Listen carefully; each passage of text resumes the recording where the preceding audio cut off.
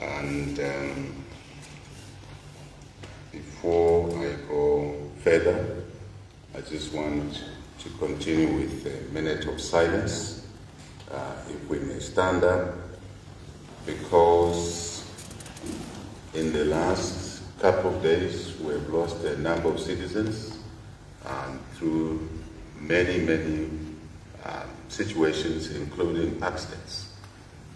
And we here at State House are mourning as we have this press briefing, because we've lost our team members 2 days ago on their way to Livingston through a road traffic accident. Catherine Kuniga, who was working around these offices where we are, upstairs there, and also Justin Mayor Chisela, who also is a staff member, was a staff member of this State House. So I want to extend that minute of silence to the late Minister Aaron Milner, to include others that have been dying in many ways, as I said, including road accidents, and here in State House. And also, just to indicate, we have 3 more who are in hospital following that accident involving State House staff. So another minute of silence, please. Thank you.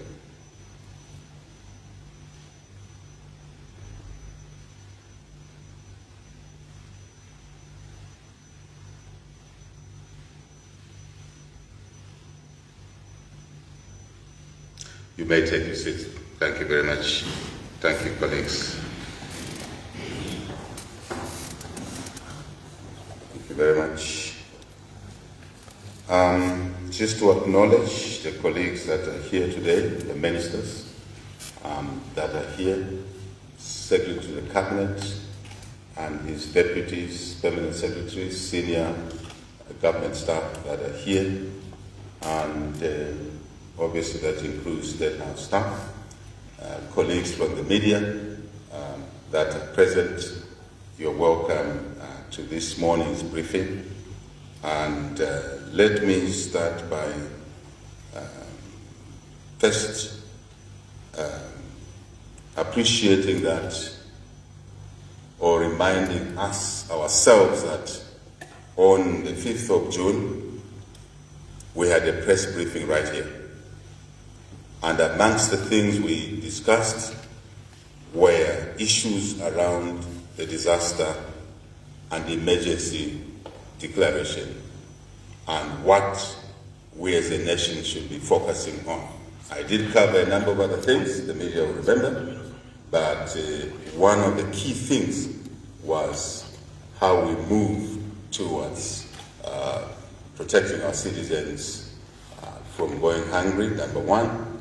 And number two, to increase our resilience, improve our resilience as a nation, given the climate change damage that has been occasioned for many years. We expect that we will have more droughts in the future, or floods, or indeed drought and floods in the same season as it has happened before. So the nation must begin to act and manage itself differently. So today, I'm here to give you an update of developments that have taken place since the 5th of June, 2024, when we had a press briefing right here. So the nation can be fully informed of the work that is going on. Because one of the issues I have picked myself, and I think others, including yourselves in the media, that we're not sharing as much information as is necessary for the country to work together, hand in hand, as we fight this drought-induced disaster and indeed emergency. So I want to urge my colleagues in Cabinet as individual ministers in their portfolios to be briefing the nation regularly, and also Cabinet Office, because that is our duty as public officers, to keep our stakeholders, our employers, citizens, residents, those who live, do business here, completely in the know of what we're doing, so that they can come on board to provide their support. So that is the intention of today's press briefing. And let me start by saying, having given that background, as I said, this package of, if you like, exposure should continue. Media ministry should continue in an organized way, I think in a structured way, and the disaster team must also keep briefing the people. I'm coming around this issue because it's important. I'm seeing some gaps myself. So it is important, and when it's necessary, the President will also come on board to reinforce and also make appeals as I would do today. So, disaster and emergency declared, measures begin to be taken to address that, and we were proactive. As I said to you last press briefing here, we were the first country in the region to declare the disaster and emergency. As you know, this drought affects Southern Africa, and other countries followed, but we also went ahead as SADC. All SADC member countries resolved that this drought is a disaster. So SADC declared a disaster, the whole SADC, which includes us, but we were ahead of the pack. Now, I have said already 2 critical issues to feed our people. Number 1, in this difficult time, during this war. This is a war of some kind. Wars come in different forms. This is a war. And number 2, again, I like going around the point, so I drive it home. Resilience, including storage capacity. But to do this, we need to raise resources. We need to raise resources. We made an appeal to raise resources, locally, regionally, internationally. And I'll come to this point just now. The appeal has gone wide. I'm just coming from a visit to the UK. Met King Charles III, raised this issue, pledged their support. This week, we'll have another cooperating partners coming here, traveling here, to offer their support towards this emergency. I think citizens need to know that you are not alone, we're not alone. But it is said that charity begins at home. We make the appeal, yes, for support, but we must walk the talk as a nation. So the President asked Cabinet, and Cabinet agreed, and therefore instructed the Minister of Finance and National Planning to review, to realign, completely realign the 2024 national budget, so we can take the first steps as citizens of Zambia in raising resources to feed the vulnerable 84 districts and to increase resilience. Since our 5th June 2024 press conference here, press briefing here, the Minister has since acted on that instruction. And I think we have followed. I was away last week. I think this was presented in Parliament. And I do believe it will be, or it has been approved. Has it been approved, ministers? So we believe it will be approved. Should be, will be approved. And this is a complete realignment to move resources, colleagues, away from non-essential areas. Let me use another word. To move resources from non-critical areas. I think everything in the budget is important. But as life is, there are things that are more important than others when you are faced with a situation like this. So that's the theme. Look at each ministry, see the budget that was allocated in 2024, approved by Parliament, re-look at that and say, for example, that workshop is not critical. Colleagues, that trip is not critical. It can wait. Buying so many reams of paper is not necessary now. It's not critical. We can do with smaller quantities. I'm articulating the process, the flow, so citizens can understand what is happening with their own resource envelope. So then we move resources from those non-critical areas towards the disaster and emergency appeal, the budget therein. I think by now you all know it, $1.4 billion. So when we first declared in February, there was a resource envelope. This is the total required. This is what the government has raised. This is what we are asking from outsiders. Now we've gone ahead to do even more. We said to the Minister of Finance, we can skin this budget even more. And that's what I'm reporting to you has been done. And Parliament will do what it's supposed to do in line with this agenda of moving your resources towards the most needed areas to address this war we have. Disaster-induced hunger, food, energy. And we want to indicate to you, public service workers who are in the procurement departments, who are what we may call procurement or supplies department, starting from the controller of national resources. Just to remind citizens, is the Secretary to the Treasury. The Minister of Finance, Secretary to the Treasury, is the Chief Financial Controller in this country. And under him are people on parallel, his cabinet office. In the line ministries are permanent secretaries who are controlling officers. But they are ministers, cabinet.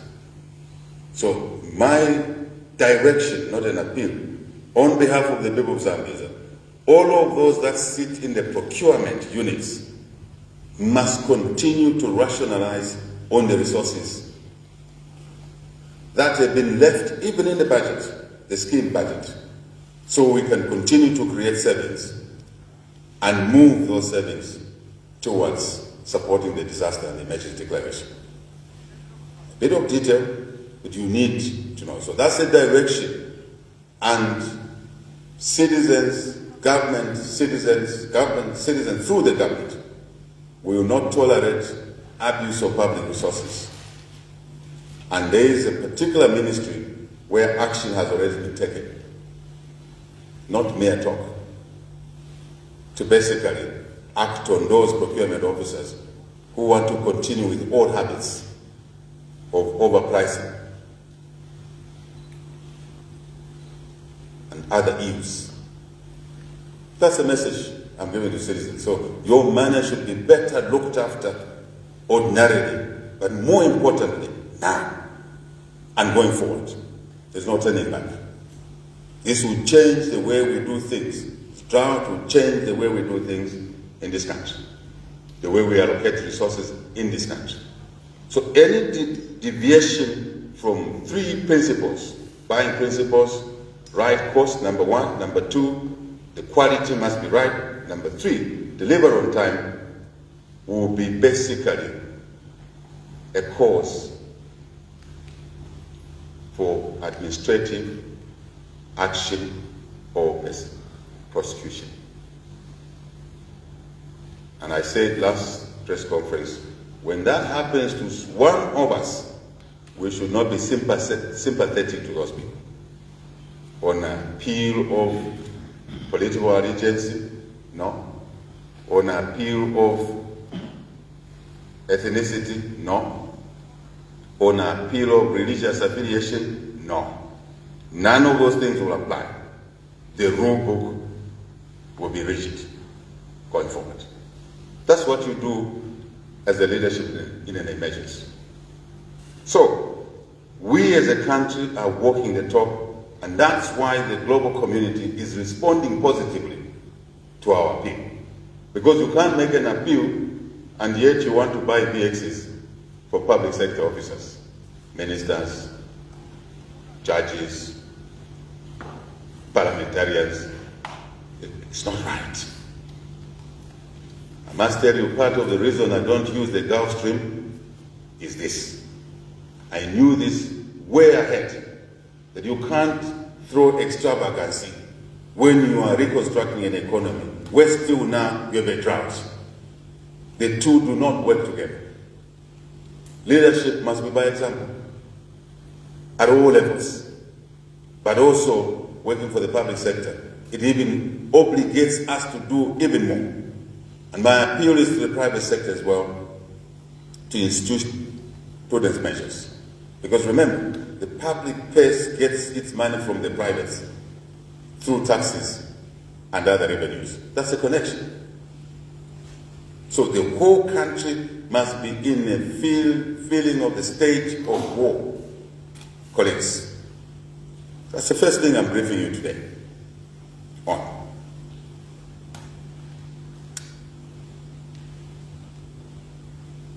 The second issue is to say, because a drought has caused food insecurity, the drought has caused energy insecurity because we're largely hydro.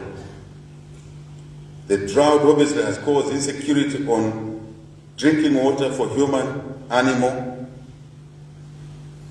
and other industrial processes. As many people know, that every industry actually uses water. You manufacture Coca-Cola, you use water. When anything you manufacture, you use water. So we have to now address all of these issues as complementary measures. On the food, I've already touched on it. But the FRIA, all the emergency, disaster management, DMMU, every effort now and energy is driven towards, remember what I said, reversing the food supply chain. Where we buy from, in times of plenty, we are now pushing the maize and the food back in the same chain. Maybe contextual. Buying depots, where we buy maize, are the depots where we are taking maize now. And I would like citizens to help, including you, the media, to check how this is going on. We are checking, but please, we are each other's keeper. The intention is to do that reverse process so that our people can access food closer to their communities. You talk of rural areas. To get to a district center, some citizens have to travel maybe over 30, 40 kilometers, 100 kilometers. So the idea is to reverse these food buying points now into food supply points. As you talk to your fellow journalists across the country, just ask the question, how is it going there in these 84 districts?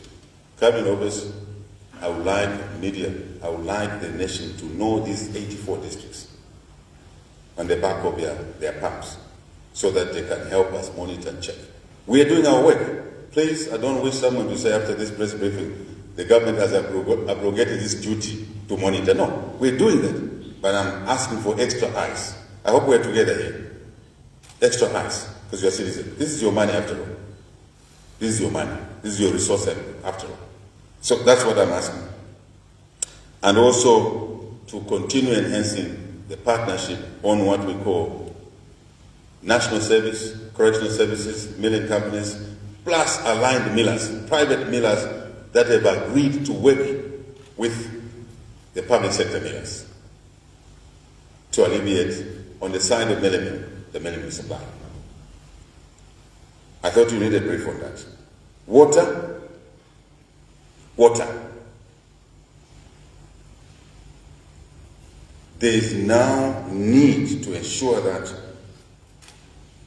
water for drinking, for cooking, for animals is available to the nation. And I don't know if I made a mention of this last time. We put measures to ensure that these water boreholes, as an example, are procured at the right cost. I mentioned last time, my memory serves me right, that we had procurement colleagues that were procuring a borehole plus accessories, 300 to 500,000 kwacha one. During an emergency, you don't do things like that. So measures have now been taken to bring drillers together with the government, Ministry of Water and other units, local government, everybody, to be able to negotiate these prices. As I am told now, the digging to 80 meters fully cased, quality is important, it's around 45,000 kwacha. Plus facilitation facilities, 190,000 kwacha, as opposed to 500,000 kwacha each, which procurement colleagues were doing happily in an emergency. You don't do things like that. So we are clamping down on those issues. So you can see now, in one borehole, we probably can do 2.5 to 3 boreholes. That's where we're going.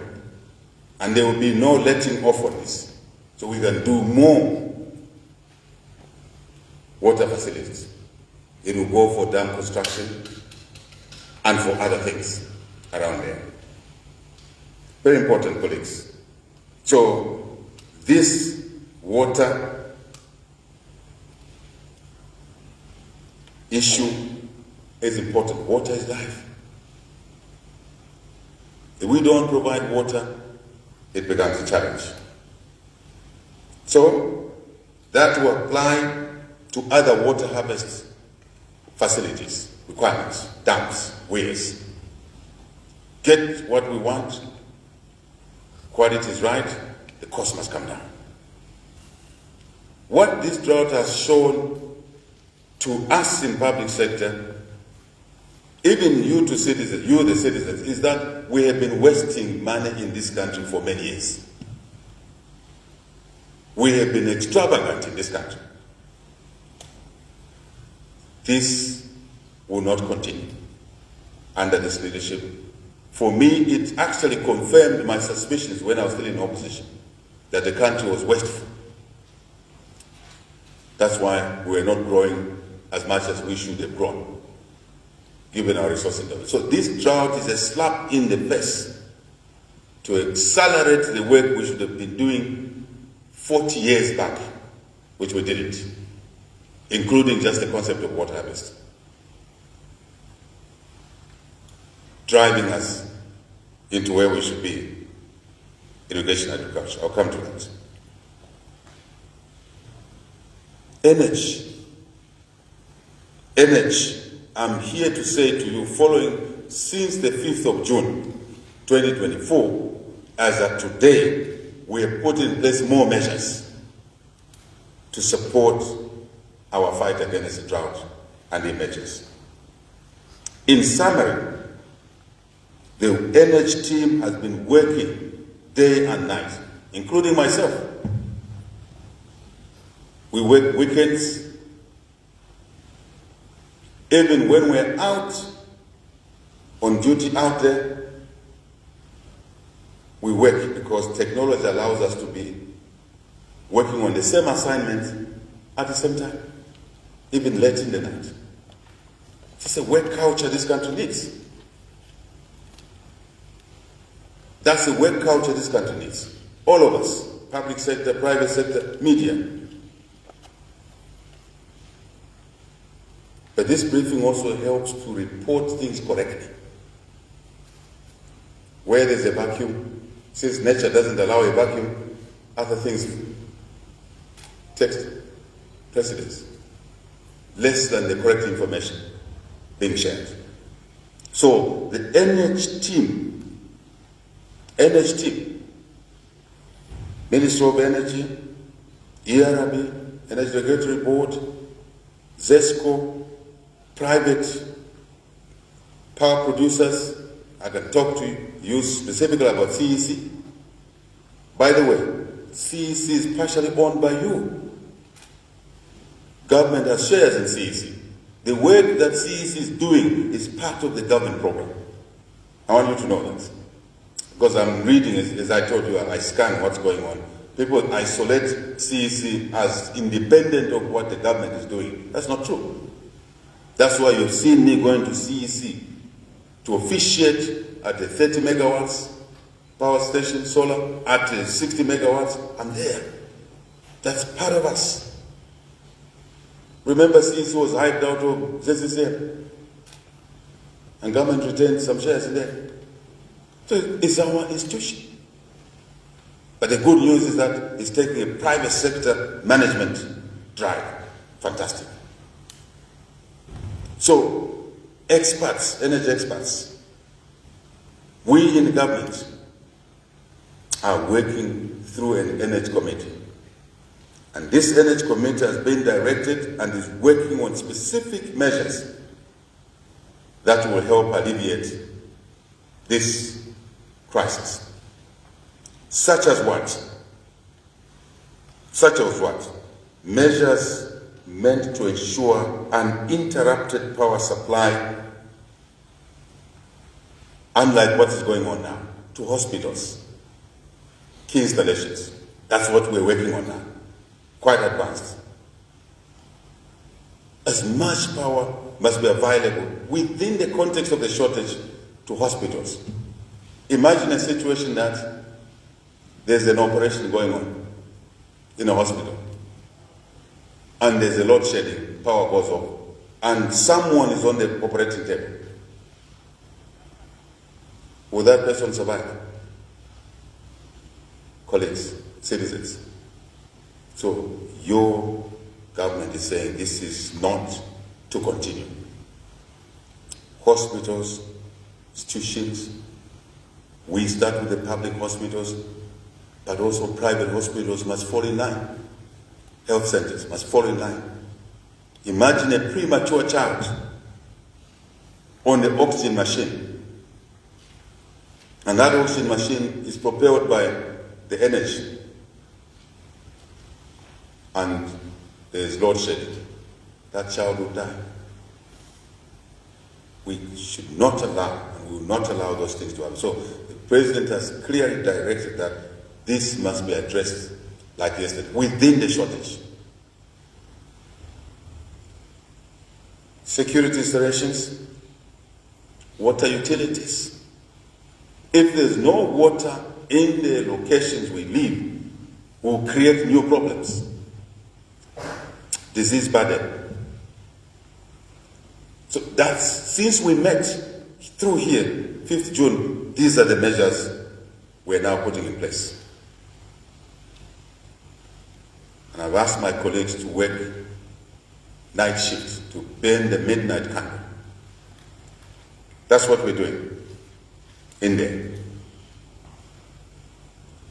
Colleges, universities, a kid is studying for examinations, they don't have power.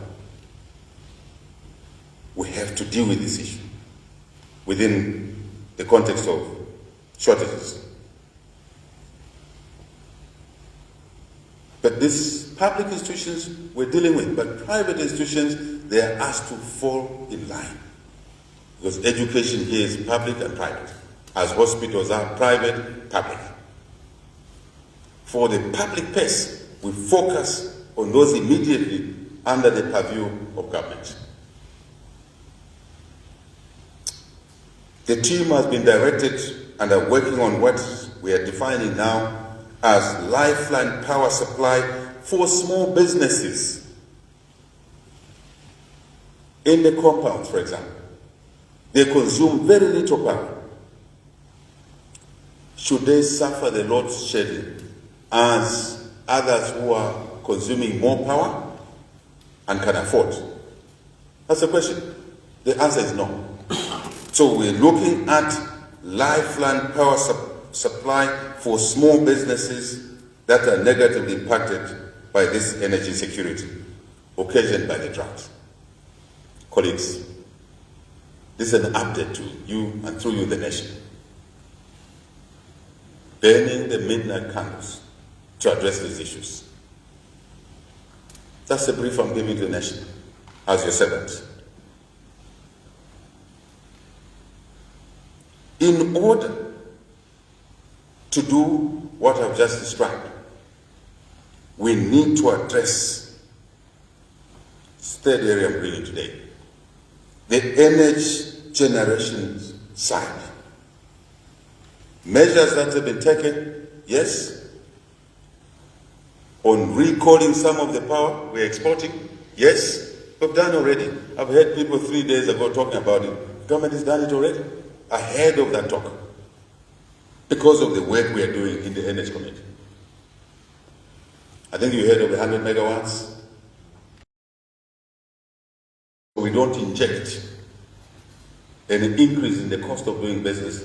Therefore, the higher cost of living, therefore, the inflationary pressure. We are conscious of balancing these variables. That's why we're working very hard. And we invite suggestions from citizens from anywhere, the global community now. We're reaching out to people to look at what others have done before us who are in this situation, given our domestic operating conditions, what is relevant to us. We take it. So, the energy generation side,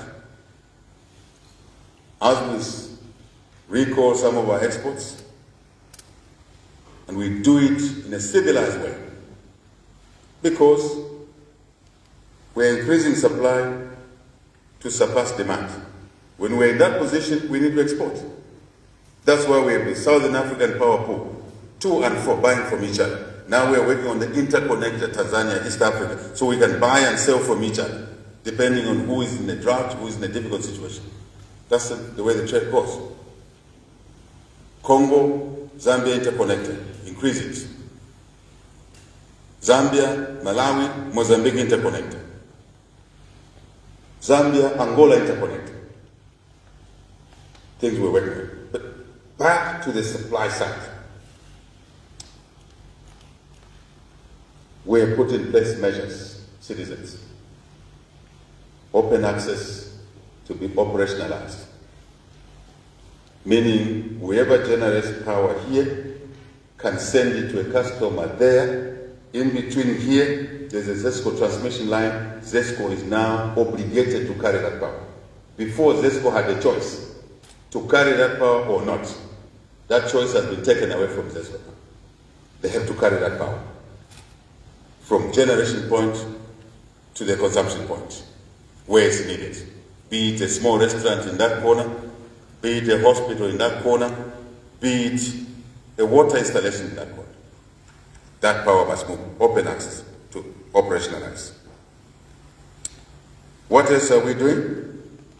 We bring in private sector, formalizing the private sector traders in power, so they can trade efficiently from producers inside the country, outside the country, to where it's needed.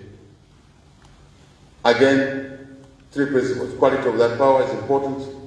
The cost of that power is very, very important, not to inject pressures on the cost, domestic cost here, and moving it on time.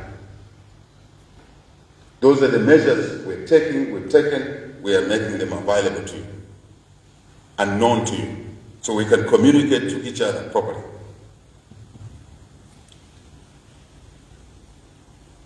What else?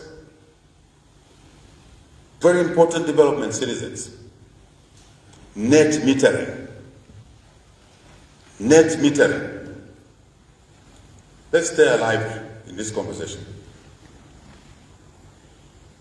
I know we're used to sexy stories, alarmist stories. These are issues that will address our shortage of energy. Net metering. Operationalized. To be operationalized as part of a critical measure. What does that mean? When it was assumed that investing in energy was only for rich people, only for big companies, this measure now will allow any one of you here to generate power on your rooftop through solar panels, as an example. If you qualify for partial withdrawal at NAPSA, before the 5th of June, no, before today or last week, you were not able to generate that power other than for your own use. Now you can generate that power. For argument's sake, 50 kilowatts you generate on your rooftop. You consume 40 kilowatts. So you don't pay anyone a bill. You supply your own power.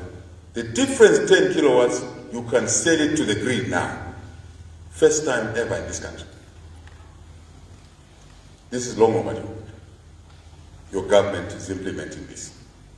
Then you can trade and earn value for those 10 kilowatts. That can go to 5 megawatts, that can go to any. So from the time we met and today, now citizens, ordinary citizens, widows, NAPSA, those beneficiaries can actually generate power for themselves and sell the difference excess for value. Never happened before in this country. It's happening now. The operational measures are being worked on. The regulatory measures, the burden where you need too many processes have been cut down by this Energy Committee. It is called light processes, 1 or 2 pages. And ZEMA will not take 26 months, as it used to take before. It will take a few days. So that is extremely important, and that will increase the supply side of energy, which is the point I'm making here. Small supply generation, solar, hydro if you wish, wind if you wish, and you have capacity. Anything else, you are able to generate power now and put it in the grid. The laws being amended, regulations. Never before in this country. Done. So now, as a consequence of this, we want to see a solar explosion to increase the supply. Win off some of us here seated ministers here, cabinet secretary and deputy, you can afford to put solar on your rooftop and generate more than you consume, and the excess you put into the grid. Someone who needs that power, a saloon in Mandela, will get that power. I hope you can see practical measures, colleagues. So those of the citizens who can afford, through this press briefing, I'm encouraging you to accelerate the decisions, to invest, to generate for your own need. When you do that, you release some power on the grid to somebody else. Let's assume HH at his community house does that. And I'm required by this government, by the people of Zambia, to do it. And the people that live in the community house with me, there are many. When we do it, when we've done it, we'll release some power we consume there. And that power can go to Baulen. So the barber shop in Baulen doesn't have to be load-shedded. I hope you get the message. Very simple. Now it's going to be possible. But how can ordinary citizens know how to proceed? We're putting in place a mechanism to say to citizens, you want to do your solar panels on the roof, this is the technical spec you need, specification, this is the cost, this is where you get it from, this is the installation. Another opportunity for citizens to do installations, youth, companies, But it will not just by word of mouth, it will be structured. You want to use that structure, use it. You have your own way, do it. But you have to have the technical spec correct so that it doesn't distort the grid. Bit of detail, maybe it's necessary. But all that rollout will come through to the people. So you don't have to worry for now. But we also expect the solar companies to bring the price down of solar. Why? We have removed the taxes. Your government has removed the taxes. So we don't wish to see a situation government has removed the tax which adds on to the price remains the same or goes up when the cost has been, some of the cost has been brought down. We don't want that extortionist approach as well. And the team is working on that. And we're bringing on board what we call now aligned dealers so that we see that they're delivering quality to the citizens and to others. Never done before again. You want to do it on your own? You're okay. But you need support, it will be there. We're working, again I said, very hard. So, what else are we expecting? We now expect you citizens to see an opportunity. I address Zambians in the UK. We had a meeting like this, conversation like this, and I invited them to do exactly what I'm inviting the rest of the citizens. Let's roll our sleeves. Let's stop complaining. Let's stop spending 6-7 hours of the day, valuable hours on TikTok, social media, TikTok. Organize yourselves, 10 of you. Create a unit, a business unit. Then approach the platforms I'm talking about, how you can invest. Some of the money, you can get it from the financial institutions. Is that possible? Yes, it's possible. Why? Because the market is there for power. Easy business, to be honest. Take advantage. Big supplies. We're dealing with the tariff issues. The team is dealing with the tariff issues. The tariff was a little bit low. Now we should allow the tariff to accommodate, encourage investors to come through, including yourselves, citizens. As I said to the London colleagues, UK colleagues who we met in London, sit in London here, enjoy your coffee, tea, but create a company, 5-10 of you, raise $1 million. $1 million, you then borrow another $1 million, you put a 2 megawatt power station. And all of a sudden, you have a good business back home, and your government will support you. That message goes to all of us here. It doesn't matter whether you are an opposition politician, or you are a civil servant, or you are a farmer, or you are what. What the country needs now is to encourage you to invest in energy generation. Small, medium, large. Then we'll outstrip, supply will outstrip demand. That's what we want to do. Very simple. No one should complain. No one should say, no, me, I'm left out. Come forward. Even the Ukwa guys, come and invest and make genuine money, not nipping money from the public coffers. That is a no-go area. From the colleagues in cabinet today, you nip money from the public, cabinet office, state house, you're on your own. You can make money through this opportunity now. Invest, clean business. And everybody will know what you are generating. Everybody will know the price you are selling it at. Everybody will know how much money you have made. And you have paid your taxes. Clean business. Why you guys want to steal from the poor? And then you start making so much noise. Unnecessary noise. Let's do things that help the community. This is the opportunity. Big power. After 5th of June when we met, we were grappling with 300 megawatts of power at Mamba Phase 2. Since we met, colleagues, I called a meeting here of pension funds, right in the cabinet room there, banks in this country. And we sat in there, I ran them through the challenges the drought has brought about and the need to generate diversified power, not just hydro. And I gave an example of Mamba Phase 2. It's a $400 million ticket cost to generate 300 megawatts. And by that time when we met, we were short of $80 million, $80 or $85 million. Need someone to, people are not active in this country on numbers. Somehow people fear numbers.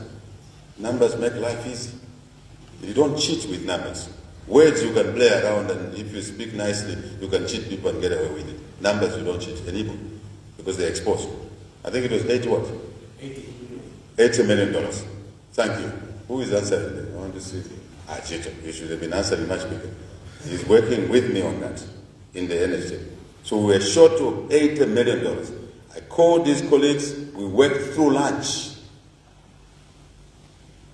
I called the bank, managing directors, pension fund chief executive, we sat and worked over lunch here. I said, I'm only giving you lunch after we agreed here. Before we agreed, no lunch.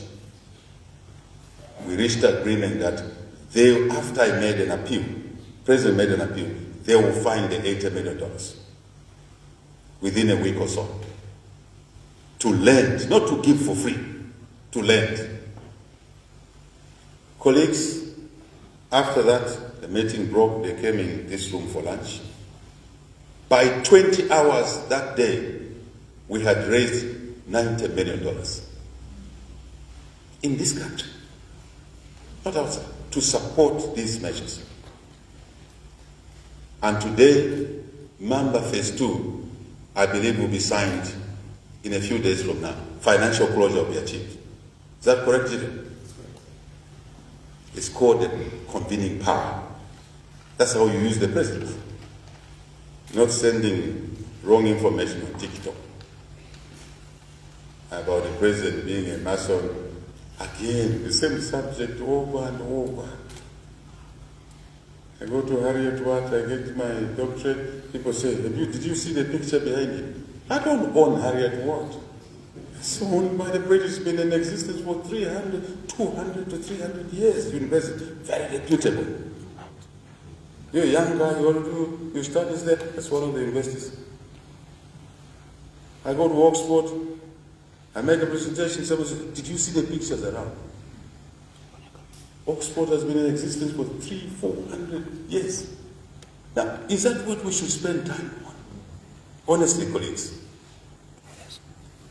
we should spend time on raising $80 million so that we can bring on stream 300 megawatts.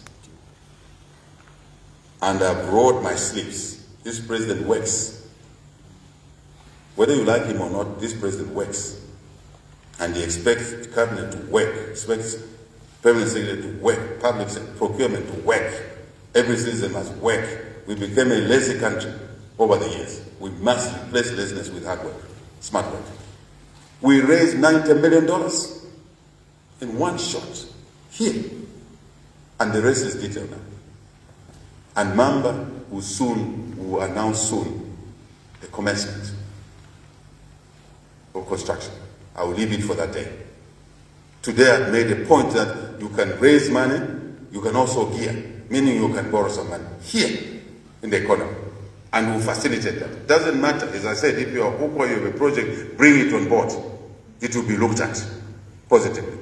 Because at some point, we must work as one team. Even when we are competitors in the political arena, we are competitors in the business. In my days in business, I introduced something that was not there. I used to go and look for jobs bigger than what my company could do. Then I'll go to my competitors and say, Norman, come on, this job requires Deloitte and Coopers and Library to work together. He was a partner there, I was running Coopers and Library.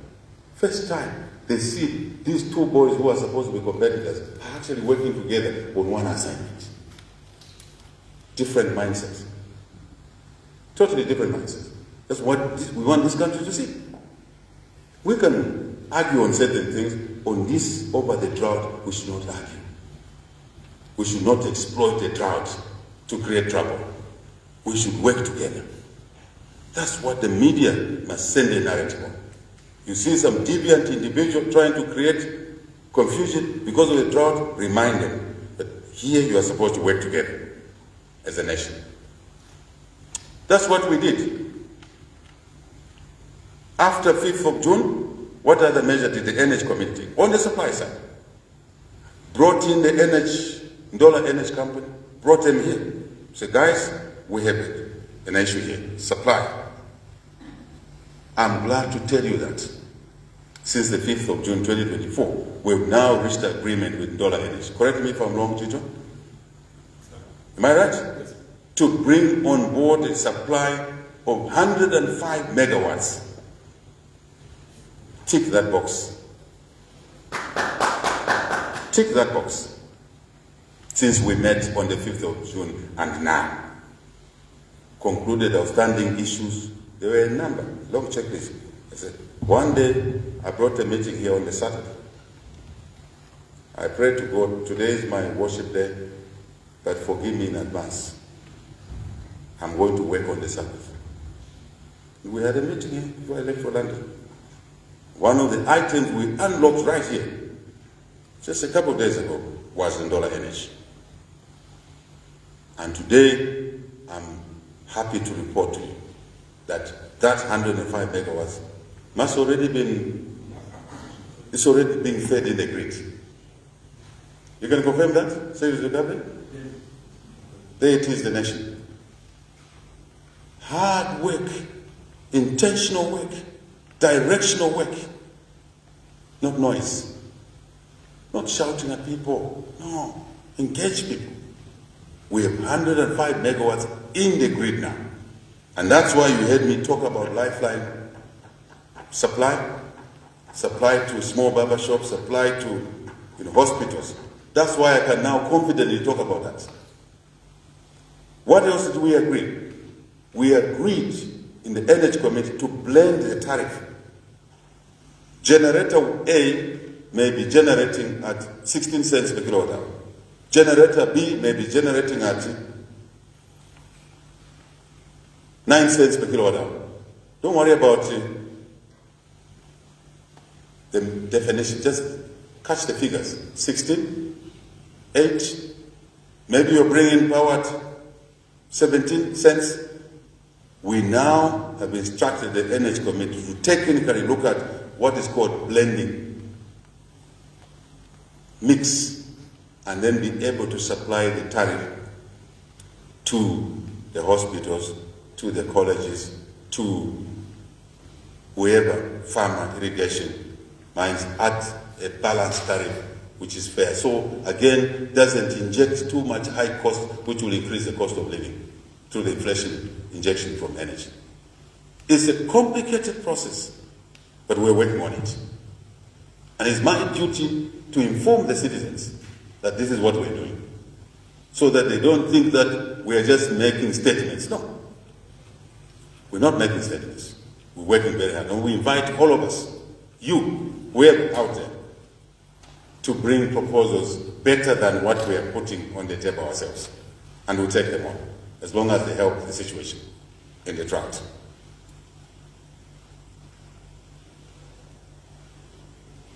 I can go on.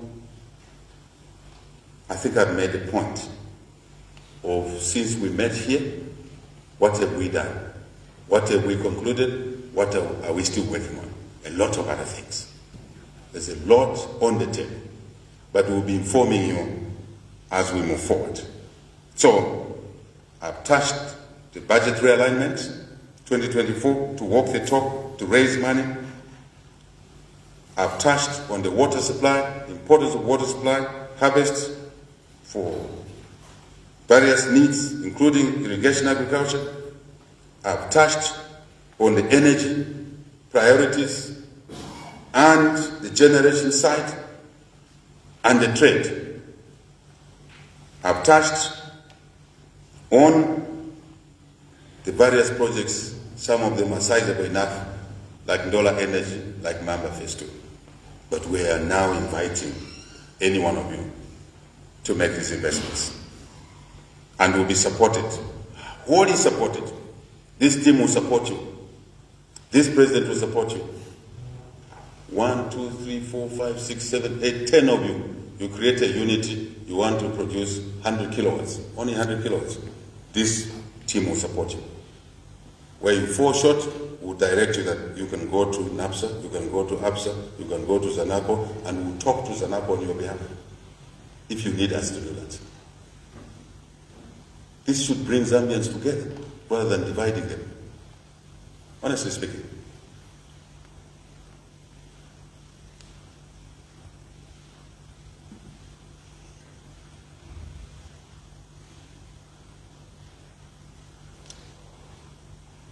Us in the public sector, one mild point I want to make, but very important, we must work harder.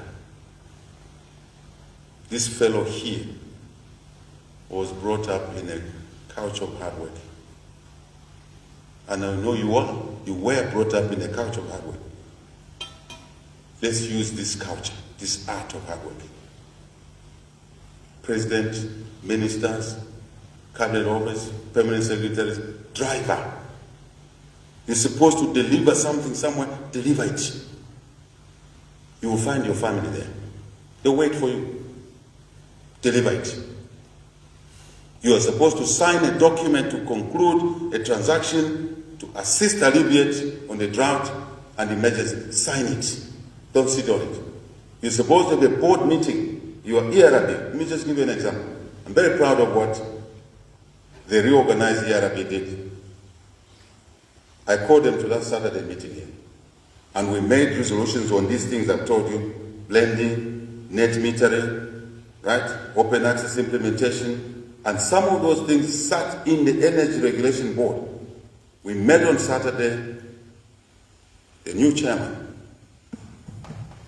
the deputy chair of ERB, the chair is, remind me?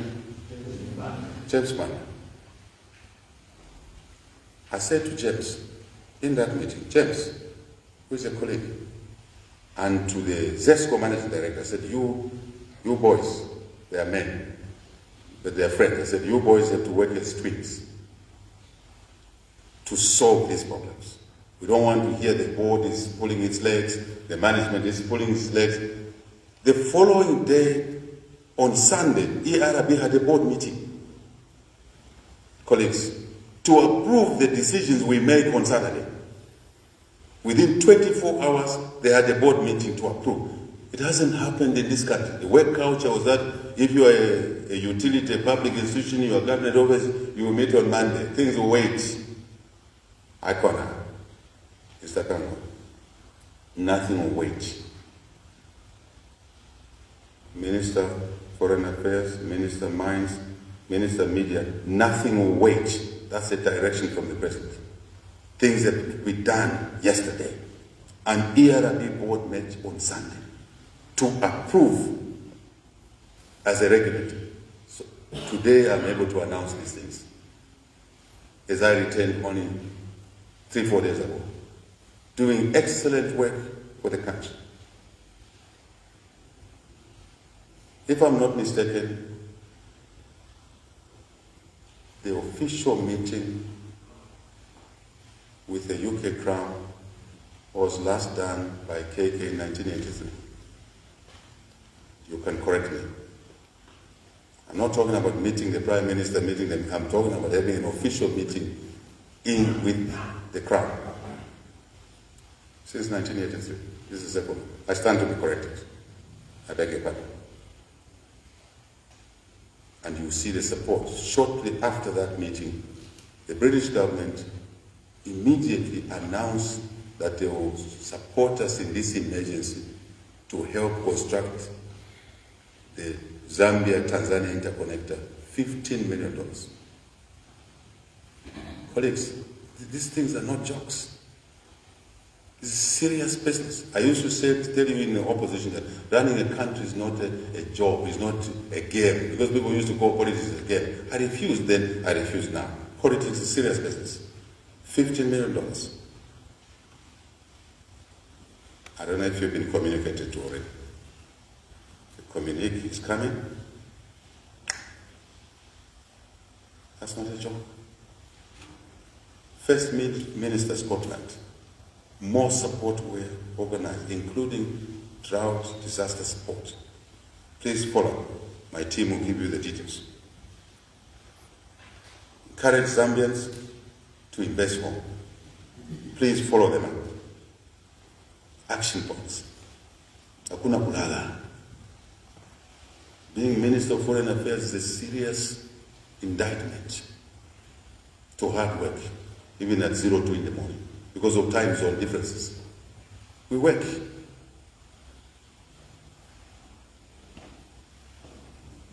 Oxford University time. Researchers are now looking at how we can lower the cost of doing roads, how we can recharge Lusaka underground water.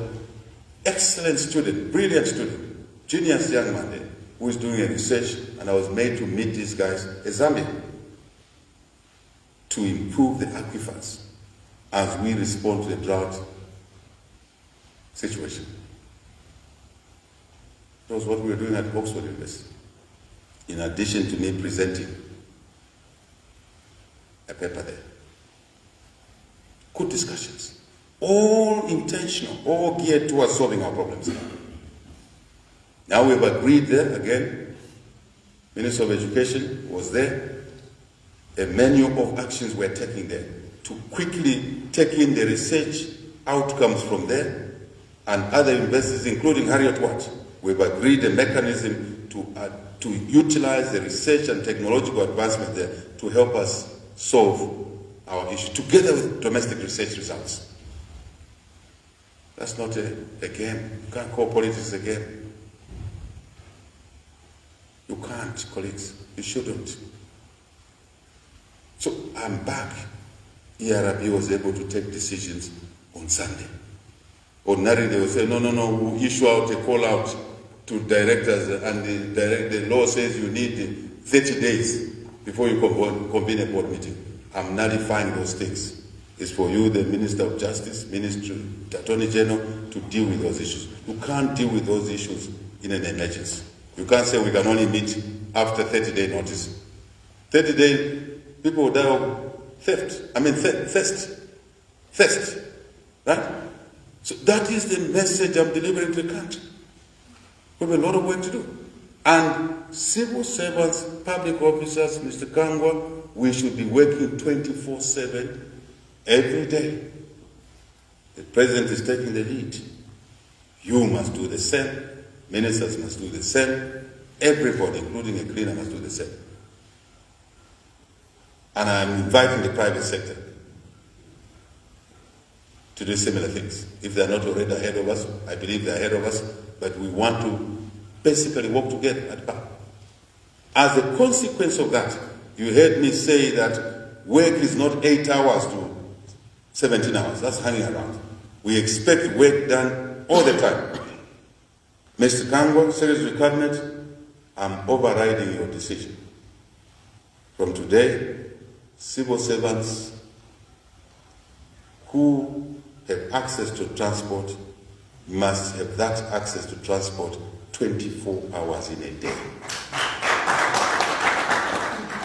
So that it is not the reason they are not delivering. Are you together? Are we together?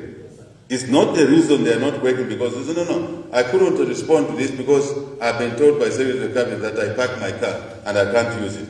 Your cars will be available. After all, they are taxpayers' cars. Use them responsibly, sparingly, to deliver for the owners of the cars. I hope, Secretary of Cabinet, you can now move on that direction from this minute. No excuse. Work must be done. Access to the public vehicle is available to you 24 hours in a day. For you to do what? Not to go drinking, not to go dancing around, but to go to work, to alleviate the energy issues, to check whether maize is going to that depot in Chikankata, my friend, in Mawetowa. To make sure that that maize is available in Kashinakash, that maize is available in Kambombo, in Chana, in Chikalaba, in Chief Manjawatu. I'm a very proud Zambian. I know this country. I've traversed it. So it's difficult to cheat me. My colleagues in cabinet have to think twice before they bring a memo to the cabinet meeting. I read myself. I look into it and say, this is not correct. So those bagels will be used now to go and check whether the food is reaching the people, whether the procurement officers are quoting the right prices. Go into Cairo Road. Go incognito there, go and get a quotation. That's how we quote the people in water supply, in the Ministry of Water. We went to the same drillers where they were getting 500,000. I sent someone, I won't mention their name because you may beat them when you see them next time. If you are a procurement officer who's been used to overcharge. Same drillers, madam, sent them there. They got the right quotation. Then after we brought them to the table, why did you do this quotation? He says, no, that's what I was told. This is my price. But the procurement officer said, no, just put this price. This is what this country has been going through, bleeding throughout. That's a crime. So that's why the president has made that decision, that the instruments, computers, vehicles, not VXs, no, ordinary, must be available to work for the people. From this moment, the rest is for you to implement. Secretary of Cabinet, your intentions were well met, but I'm seeing a misunderstanding and misalignment, and people will find an excuse not to do the work. So let's clear that misunderstanding. The vehicles are there. Akubombe. I'm serious, Panik. Here is my call as I close. We all have to be part of the climate mitigation measures, resilience building. All of us. Here's an appeal I'm making to people of Zambia. Let's take individual actions, family actions, community actions. In what areas? Let's conserve our resources. In times of hardships, like now, let's conserve our resources. Zambia. In all areas, hunger is biblical. The time of the children of Israel. Remember, 8 years of plenty? No, 7. 7 years of plenty. And 7 years of what? You're not Christians. I thought you accused me of being a non-Christian. No, I'm an elder, serious elder. 7 years of plenty and 7 years of hunger, famine. It's in the Bible. How is it that today people can say, my colleagues in opposition, that HH has brought this hunger and the drought? How, colleagues? Even if you think HH is a manipulator or whatever, he's a magician. Only God decides. Of course, climate change damage has caused these problems. Even the maize, in case you don't know, you can't keep the maize for 3 years, 4 years, which will produce. It will go bad. So you have to keep shoveling it. That which you produced last year, you must send it for consumption. Someone inside here or to someone who needs it. That's a trade. You have to fumigate, yes. That's what somebody will now say, what was he talking about?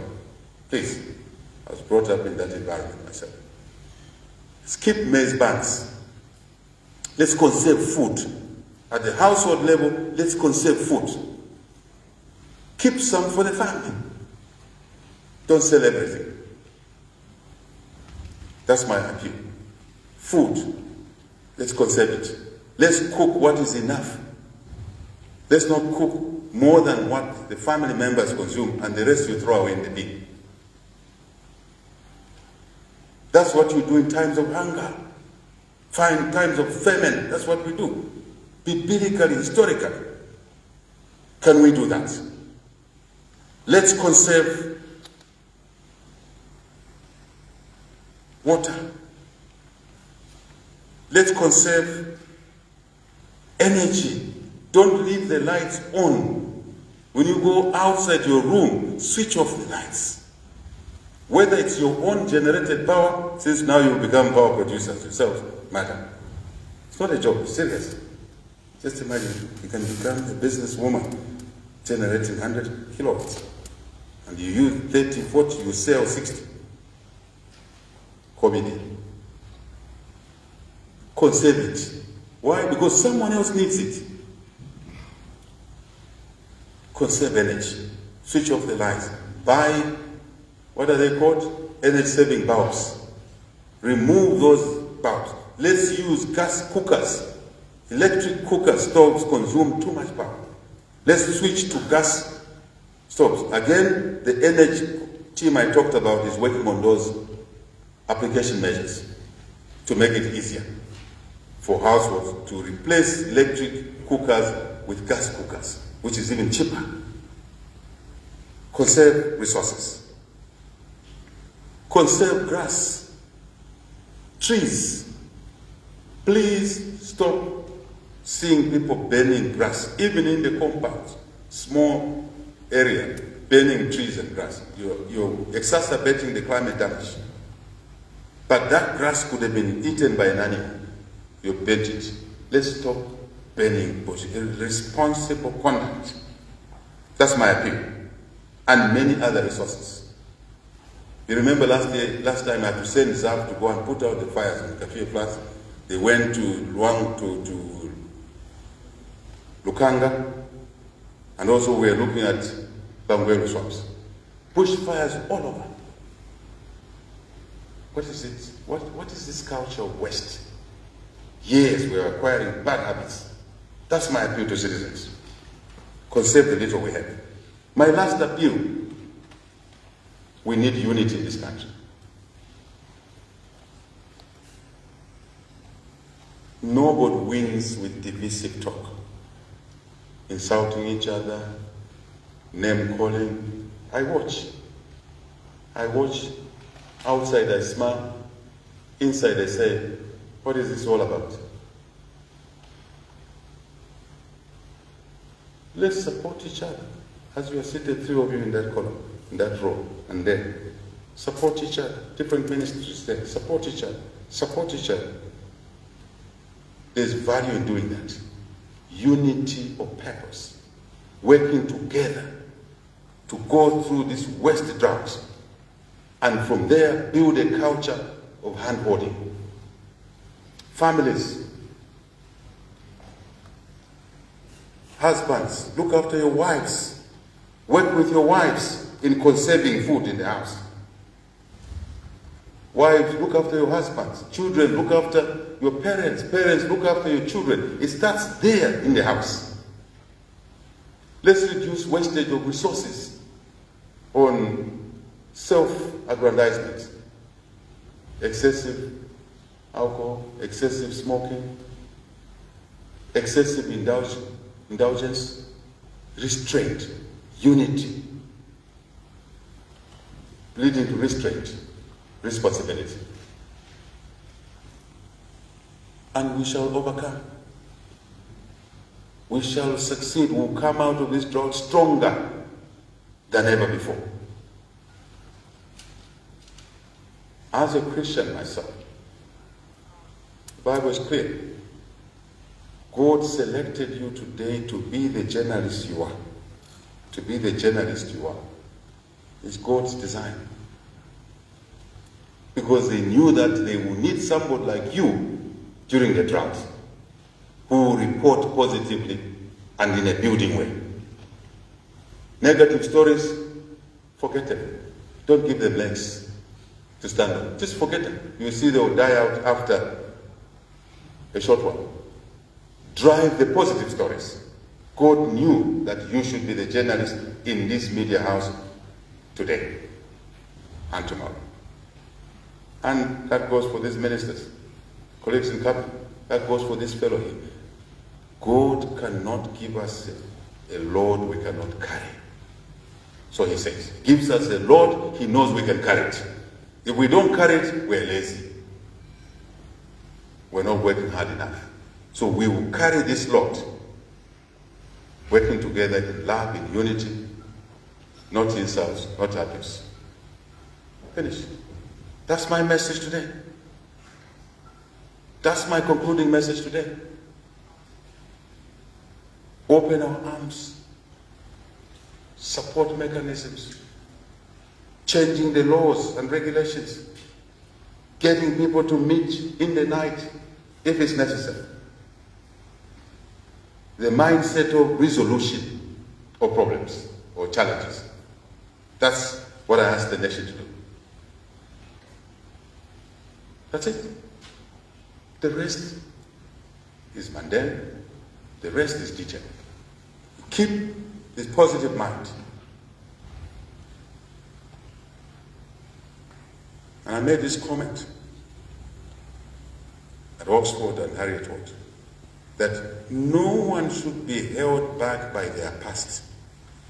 Not a child who goes to school in the compound, in the village, like I did. No one should be judged by their past, but what they are doing to better their situation and that of other community members. That's how we should judge people. But people must be willing to change for the better and work hard. Thank you for your kind attention. Most appreciated. Most appreciated. Thank you very much, Your Excellency. I'll stand here as you continue. Thank you, Excellency. We now come to the point where we allow questions. We shall take them in sets of 3. Please remember the rules. The President has been very clear. Let us restrict our questions to what the President has addressed.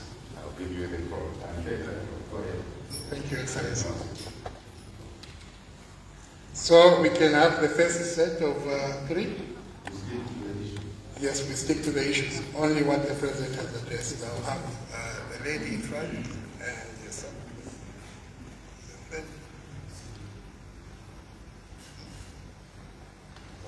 Kalan, you can come and use my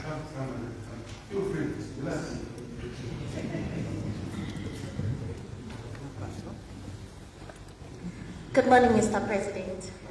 My name is Sandra Mninga from Sun FM Radio and TV. Mr. President, you have time and again emphasized on the need for the country to transform into a 24-hour economy with the aim to increase jobs and productivity in the country. Now, with the current drought that has had impact on the economy and may lead to job losses, how soon can we see this actualizing? I thank you.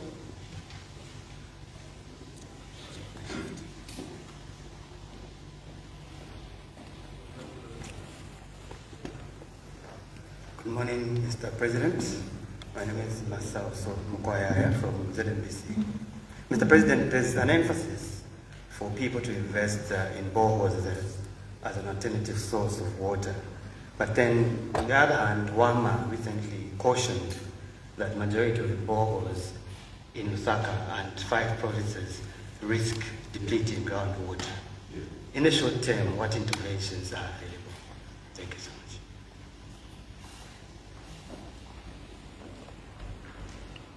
There was one hand behind there. Kalan. Okay, you come.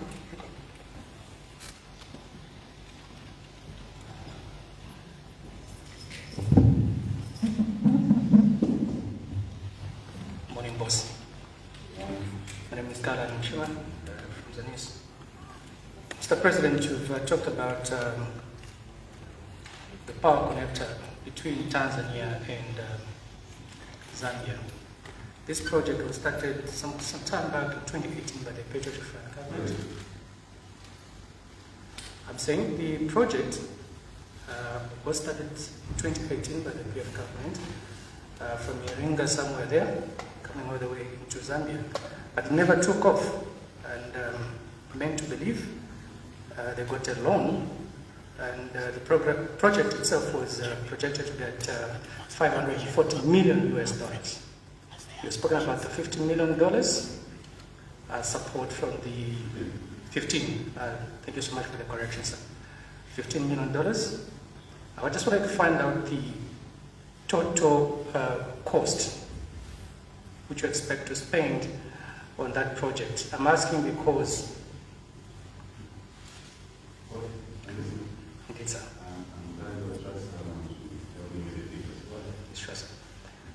I'm asking because when you traveled to Tanzania, something came up that the government of Tanzania had given Zambia 400 megawatts of power. I also stand to be corrected on that. But because of the interconnector, we couldn't have that power. And how soon do we expect to see this project taking off? I thank you, Mr. President.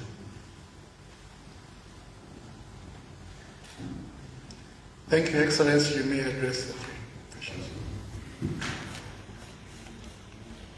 Thank you very much to three colleagues, Mulenga, if I got your name right. Yes, 24-hour economy, when are we going to realize that? Basically, Mulenga, this is the opportune time to get onto it. I've been talking about it myself, I think you know, for a long time. And one of the things that really, not to waste time, is that if you are managing a situation, you take over a business, you must first walk in and see exactly what is the challenge in that business. What are the key priorities in that business? Once you isolate them properly, that's my background anyway, right? You then begin to deal with them properly. Some sequentially, one after another, some simultaneously at the same time. The country is not different. The first call for us was to understand the gravity of the damage that was done to this economy. Remember the breakdown in the rule of law. That was critical to restore that, to restore the rule of law. Where by and large damage. People misbehave once in a while, and they will suffer the consequences. We've done that. Because you couldn't do anything much in an environment where there's no order. Thuggery everywhere. And no one will be allowed to return to that thuggery. No one. At all levels. Whoever you are planning thuggery in this country, you will not be allowed. Because it is an important ingredient to bring normalcy back to the country. And you can start looking at the economy and other things. Because what 24-hour economy would you have when you needed to go to an industrial area and you go through intercity and you are beaten to death there? So which worker will go to a factory at 20:02 in the morning knowing that the party thugs that time, those who control Lusaka, intercity, Kulima Tower, a place called Kambodi. I know you never got to know Kambodi. Maybe you did hear about it. Terrible place where people were beaten and punished and limbs broken. We had to rein in on those as an environmental issue, operating environment, before you can talk of a 24-hour economy. Otherwise, no one will participate other than locking people up at 17 hours and opening the doors at 6 o'clock because you are afraid of crime and thuggery. Very important. What else? You couldn't do anything to really change this country with the debt overhang because you were a basket country. You know that? You couldn't access funding anyway. You were a basket country. You were deliric. You were a defaulter. You disrespected in a home. You borrow money to a point that even your wife's clothing and shoes are taken away by the creditor. You think your wife will respect a home? Even your children will say, abatata bachakolwa batuleterera. That's the environment we were. So we had to deal with the debt issues. Others called it can never happen. They even were proudly holding press conferences. The very people who brought us the debt. The HH has failed, and they still. Why did you mess up the well? Yeah, I'm cleaning up the well. You are dancing. We have achieved. Have you seen what has happened since we achieved that? Credit rating for the country has gone up. I know to some it doesn't matter because they don't comprehend these things. Very important. Extremely important issues. So I'm giving you the basic parameters. Safety, law and order. Bus stops are free for people to use at any time. People should get on a wango. Taxis, isn't it? And I'm following now a few criminals are doing things on wango. Yango, thank you. Yango. We do not agree to that. Citizens who own Yango taxis are ordinary. They buy a car, give it to Yango to run, owned by citizen. And you attack the driver, you damage the car, you're standing in front of that damage we want to resolve towards a 24-hour economy. The operating environment, let me not be over descriptive. The operating environment must be right. The debt situation, normalcy, credit rating of the country must be one where you can borrow money. Not just borrow money, madam. You heard me talk about the reform of the global financial system. So you can borrow at a fair price. That's what we've been working on. 2 years, 9 months, 10 months. We're pretty done on that. Housekeeping remains. So the environment is getting right. Now is the time to return to the 24-hour economy. Now, this is it.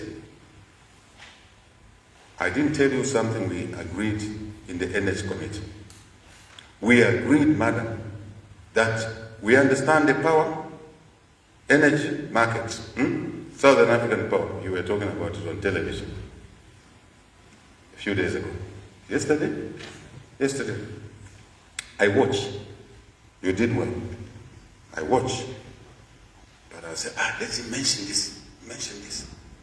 You mentioned things that were important.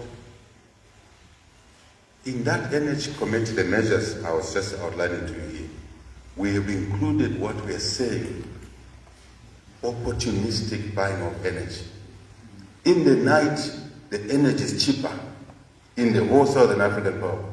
So now what we have instructed our colleagues is that they must bring in cheaper energy. Remember I was talking about blending the tariff. Expensive source, this one, that one, that one. Part of the blending we're working on now is to bring in power when the demand is low from the whole region in that interconnected thing, which is very important. Southern African power means we are all connected in Southern Africa. Whoever has excess can sell to he who needs. And it's normal. I've heard my colleagues in opposition criticizing that. That's lack of understanding. It's really what I call bar talk. That is bar talk. That's the talk you raise in the bar after you've been in the bar for 2 hours. Because what you discuss in the bar after you are there 10 minutes is different. When you've been there 2 hours, it's different also. That's bar talk after you've been in the bar for 2 hours. That is sheer ignorance. That is a design to trade. So we've now instructed our colleagues in the energy group to buy power during the night when the demand is low and the price is lower. And then we want the farmers now not to irrigate in the day. Because otherwise I would have been saying so many things. My friend. So we get them to buy in cheaper power from the pool, give it to farmers, and we're saying to farmers, irrigators, don't irrigate during the day. Irrigate in the night. It's part of the night economy. Am I making sense to you? Between 4th of June and today, these are the decisions we've taken. And so we expect that now farmers will be irrigating in the night. When they irrigate in the night, they should be able to move around in the field 24/7. At 0203 to check that the center pivot is working well, the drip irrigation is working well, and they will bring in power at a lower cost. It will reduce the cost of producing food. It will help reduce the price of living. Simple. Thank you for that question. Really, really grateful, madam, that you raised that question. It's part of where we are going. And these are the measures we're taking in these difficult times. But we want you, the journalists, to work at your office as much as you want, knowing that you are free to go home when you need to. Someone attacks you along the way, we must deal with them effectively and decisively. Masauso Mkwaya, very nice name. I love, where's Masauso? Every time you read some narration, Masauso Mkwaya, I tell my wife, I love that name. You have an admirer in me, in case you didn't know. Right? The boreholes, Wama says the groundwater recharge, absolutely right. Wama is right. What we've done now is to bring Wama and the clients and the drillers. Remember I said I like drillers, so that we can do the water exploration properly, water siting, so that customers just don't dig. Sometimes you go and dig in a polluted area. So now we are pulling these aspects together, the shortage of groundwater, especially in Lusaka. I know they talked about Chalala. I watched the clip, I think you're referring to Chalala, different places. So that is why we need the water recharge. Remember, I said at Oxford, I met a brilliant Zambian doing a research on how to improve the water recharge. And his research is around Lusaka, in and around Lusaka, because we've done too many pavements in Lusaka.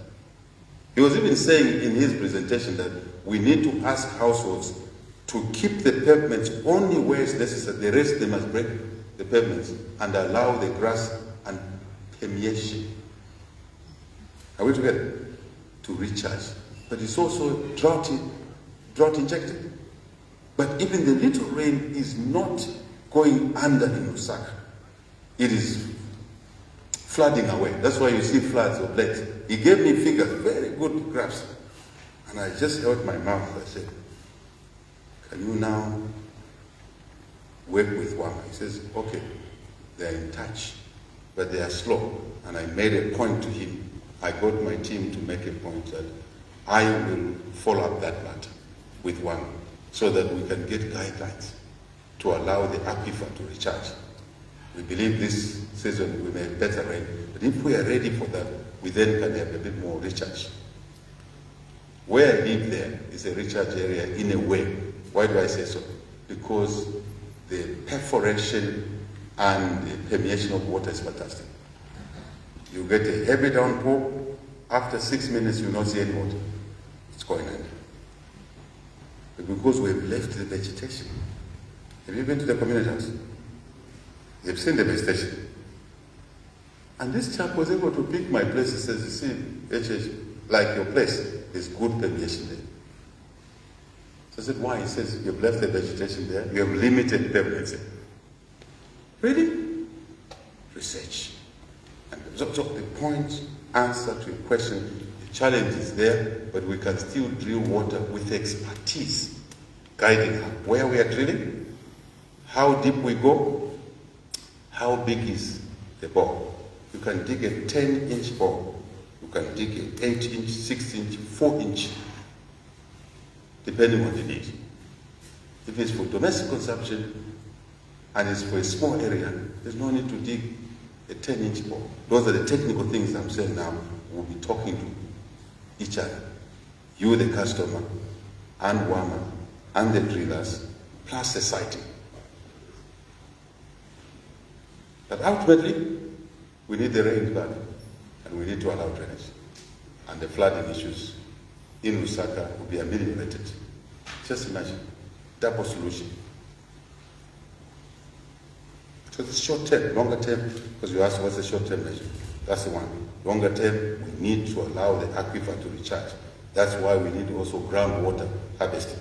When you do a dam, in fact, around Lusaka, really, we should have dams around Lusaka, where we direct the flood water, and they need to help recharge the underground. So it's a lot of work we need to do, part of this 24-hour economy. Lusaka Water, Wama, all of us must work together. But the platforms now are being brought together than before. Chairman, Tanzania Interconnector started in 2013, 2018. I think it's older than that. The Tanzania-Zambia Interconnector is much, much older than that. Colleagues in cabinet who have been in the public sector for a long time know that. When was it started? Much earlier than that. But in this country, Kara, things were never done. That's why we're now cleaning up the country. But part of the cleanup was not just a foreign debt. It was domestic debt, arrears. People were buying fuel. All that fuel you were saying is cheaper fuel. They never paid for it. You raised that matter. You didn't complete description. You said 800 million. $800 million. Close to $1 billion. I was watching. Close to $1 billion. The PF was buying fuel and didn't pay for it. But we are collecting money through pump station sales, but never paid. Where is it? Where did the money go? Where's the pride now? This government is cleaning up.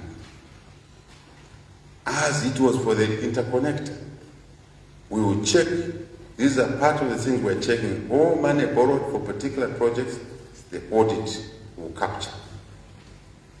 And I can see people are very unsettled about that, very anxious and angry. I'm relaxed about it. Methodical, organized. I know you criticize me, you guys. Now slowly you should start believing us. You have to do things in an orderly way. Otherwise you will not achieve much. So we're dismantling that pipeline. Part of what we should have used is the fuel money, isn't it? To help us raise money and support those issues. Never done. Fertilizer was being bought, never paid for. We're dismantling all that debt. That's what a responsible government does. You're talking of interconnect. Why interconnect alone? What about FTJ Invest? What about Lusaka Ndola Highway? Where's the money? Where's the $30 million for Lusaka Ndola? Where is the $33 million for FTJ Invest in Mansa? And remember, there was even a comical argument. One former minister in PF said, no, the invest is there. So people say, Mayo, come here in Mansa, go and show us the invest. No shame at all. Zero. Zero shame. So all these are things we're looking at. Correct. But the good news is that we're accelerating that interconnect. And the people have made, the British are making a contribution, World Bank is making a contribution, we are making a contribution. As part of the energy team I talked about, from the 4th of June to now, part of the measures we've taken in place, I think you saw a news item that ZESCO now, we've dictated to ZESCO that they will put together a unit to accelerate the construction of the Zambia-Tanzania interconnector, which itself becomes the Zambia-Tanzania-East Africa interconnector, which means now we can go up to Ethiopia to trade in power. If Ethiopia has more power than us, Kenya, we can buy. When we will have more power, and I know we will, they can buy. That is a design. And when you hear critics say, you're selling power, why were you selling power? Only 8 months ago, we were in surplus of power. What do we do with it? The power, you can't keep it in a storeroom. You generate it. See, ignorance is a serious disease in this country. You generate it, you can't keep it in a storeroom, you can't lock it up. Other than the lithium batteries we're looking at on storage, the current hydro you generated, you must sell it. Otherwise, it's called stranded power. It's called isolated power. That's what is in Angola, that's what is in Tanzania. So that interconnector is important. We put in place a program now to accelerate the construction. Supposed to be a 2-year project under us, not under Bariabambi. No. Those, I can't speak for them. I can only speak for the UPND New Dawn government. So we, a 2-year program, we are now saying, no, 2 years is too far. Can we accelerate it? Hence the unit that has been created in ZESCO to accelerate the construction.